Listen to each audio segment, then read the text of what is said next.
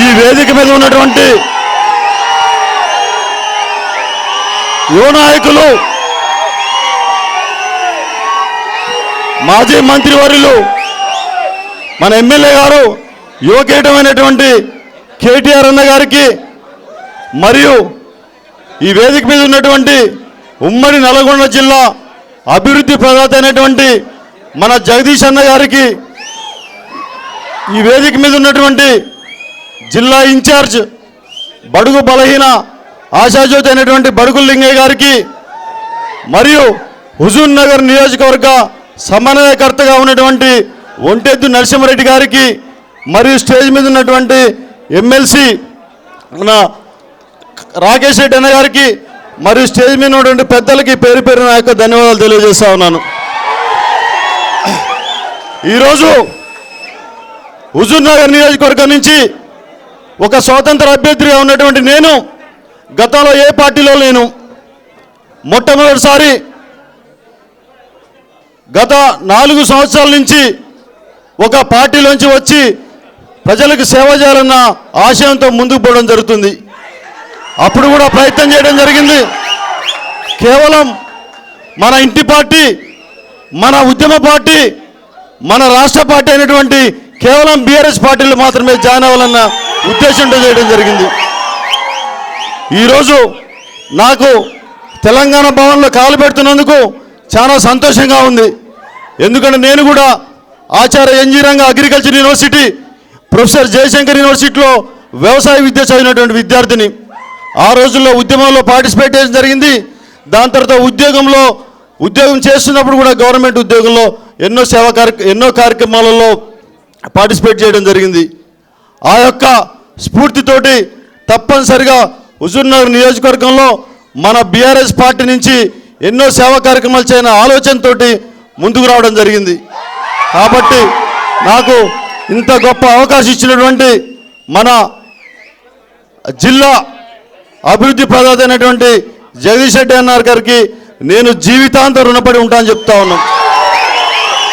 నేను ఒక యువకుడిగా రాజకీయంలో రావడం జరిగింది.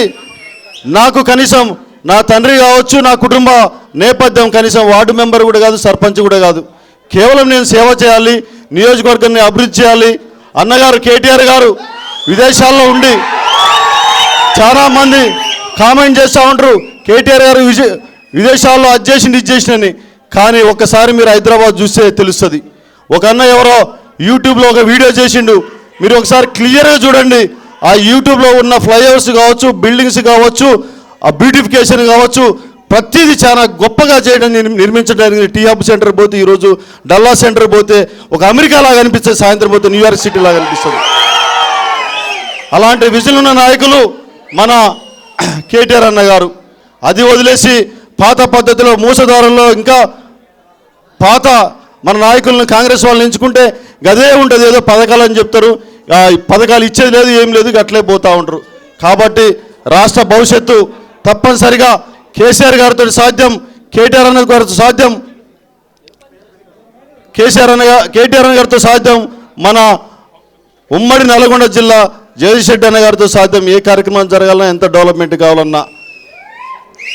వీళ్ళు కాంగ్రెస్ వాళ్ళు చాలా కామెంట్ చేస్తూ ఉంటారు, తెలంగాణ రాష్ట్రం నీళ్లు నిధులు నియామకాలన్న పేరుతోటి వచ్చింది, దాన్ని చేయలేదు అని చెప్పేసి రకరకాల కామెంట్ చేస్తూ ఉంటారు.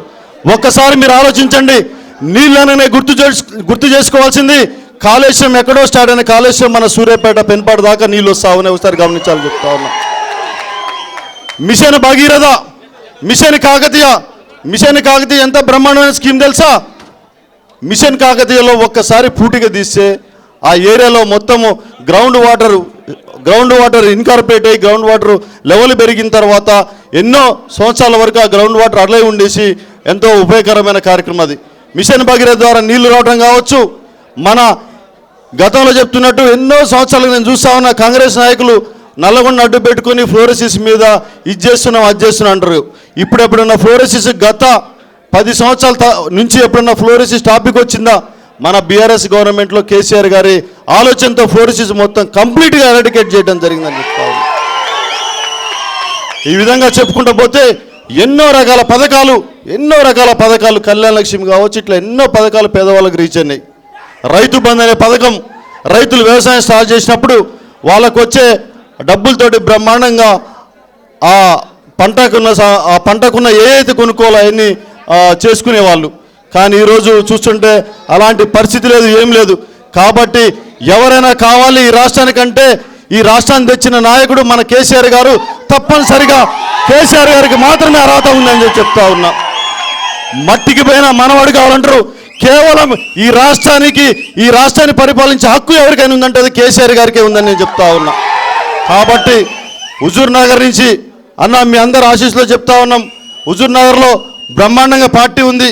మొన్న ఉత్తమ్ కుమార్ రెడ్డి గారు మంత్రిగా ఉన్నప్పటికీ, గతంలో ఎన్నో సంవత్సరాల నుంచి ఉన్నప్పటికీ ఆడ ప్రతిసారి నేనే సీఎం, ఇది లాస్ట్ నాకు అని చెప్పేసి ఏదో మాయమాటలు చెప్పి గెలుస్తుంది తప్ప ఆయనకి జనాలు లేదని చెప్తా ఉన్నా.